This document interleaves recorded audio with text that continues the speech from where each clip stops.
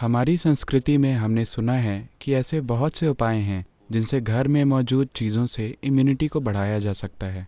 क्या आप घरेलू उपचार से इम्यूनिटी यानी प्रतिरोधक क्षमता को बढ़ाने के बारे में थोड़ा प्रकाश डाल सकते हैं? देखिए, इम्यूनिटी को रातों रात नहीं बढ़ाया जा सकता, हमें ये समझना होगा। आमतौर पर मेरा मानना है कि कई कारणों से लोगों की जीवन शैली और भोजन के पैटर्न को देखते हुए मुझे लगता है कि इसकी जांच होनी चाहिए, इसकी मेडिकल जांच होनी चाहिए। मुझे लगता है कि दक्षिण भारत के लोगों की प्रतिरोधक प्रणाली दुनिया के कई दूसरे लोगों की तुलना में बेहतर है, सिर्फ खान पान के पैटर्न, परंपरा, जलवायु और दूसरी कई वजहों से।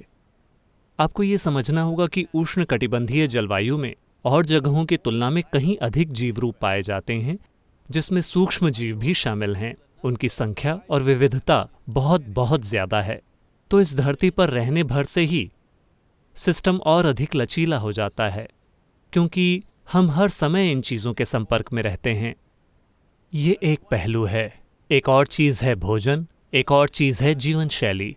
ये सभी पहलू हैं। बड़े पैमाने पर कृषि समुदाय होने की वजह से हम में से ज़्यादातर लोग, अगर इस पीढ़ी में नहीं तो पिछली पीढ़ी में, हम सभी कृषि समुदायों से ही आए हैं। तो लोग ज़मीन पर रहते थे, इसने ही उन्हें ज़बरदस्त मजबूती दी। दुनिया के ज़्यादातर हिस्सों में 80% से अधिक आबादी शायद 100 साल पहले खेती किसानी से दूर हो गई। भारत में हम ज़मीन से दूर हुए हैं केवल 25-30 सालों पहले। यह फ़ायदा अभी भी हमारे साथ है। ये ज़्यादा दिनों तक हमारे साथ नहीं रहेगा। अगर हर कोई ऊंचे ऊंचे अपार्टमेंट्स में रहना शुरू कर दे, धरती के संपर्क में आए बिना, और लैब के चूहों की तरह रहना शुरू कर दे, हर चीज़ से सुरक्षित, तो हमारी इम्यूनिटी भी कम हो जाएगी। लेकिन मुझे लगता है कि ये फ़ायदा अभी भी हमारे साथ है। लेकिन अभी मैं अपनी इम्यूनिटी बढ़ाने के लिए क्या कर सकता हूँ? जैसा कि मैंने कहा, ये कोई रातों रात होने वाला समाधान नहीं है, लेकिन समय के साथ आप ऐसा कर सकते हैं। तो चलिए मैं हमारे आसपास उपलब्ध कुछ आम चीज़ों के बारे में बताता हूँ। एक बात है, मुझे ये ज़रूर बताना चाहिए, हम पवित्र भस्म वाले लोग हैं। हम हमेशा किसी न किसी तरह से भस्म लगा कर रखते हैं। अगर आप इसका उपयोग करना जानते हो तो कई तरह की भस्म होती है। मैं आपको इसके बारे में इस तरह से निर्देश नहीं दे सकता वेब के ऊपर, लेकिन अगर आप इसका सही तरीके से इस्तेमाल करना सीखते हैं तो ये मदद करता है। नीम लगभग पूरे देश में उपलब्ध है, पहाड़ी स्थानों को छोड़कर।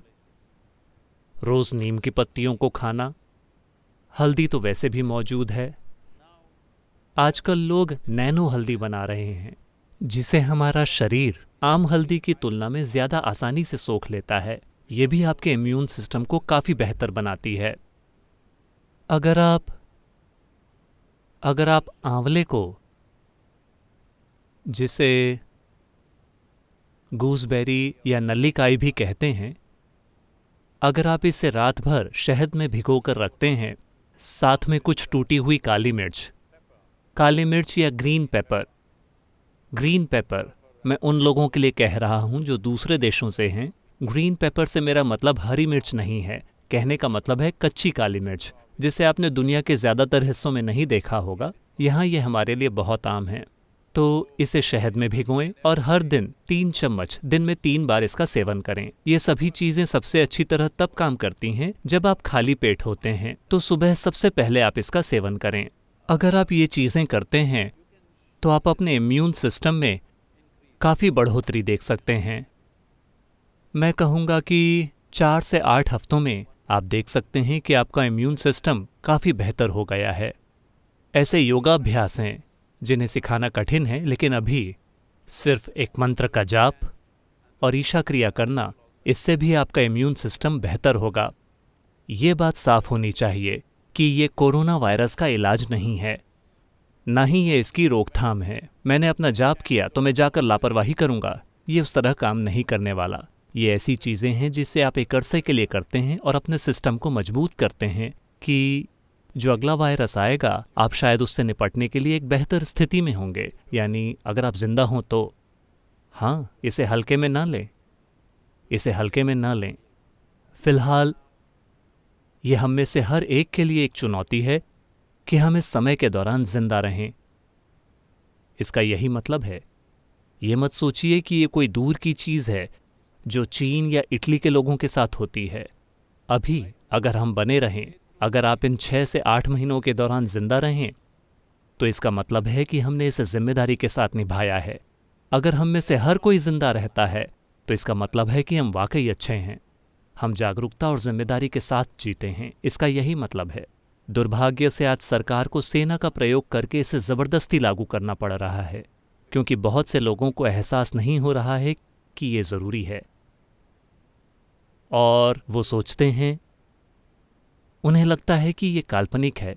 ये काल्पनिक नहीं है, ये हमारे सामने खड़ा एक ऐसा खतरा है जिसे हमें ठीक से संभालना होगा। चलिए मंत्र का जाप करते हैं। योग योग योगेश्वराय भूत भूत भूतेश्वराय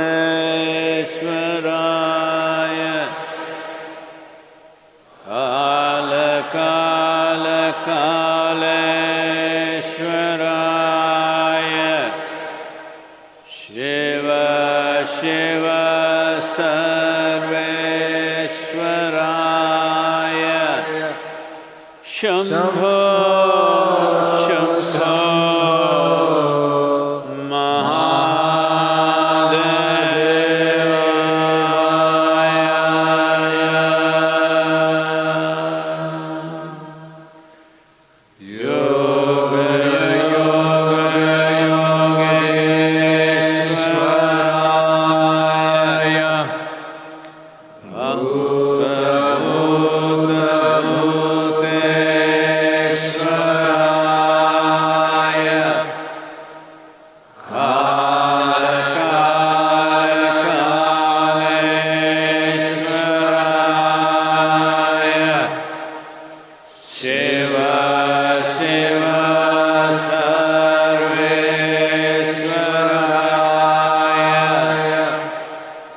शंभो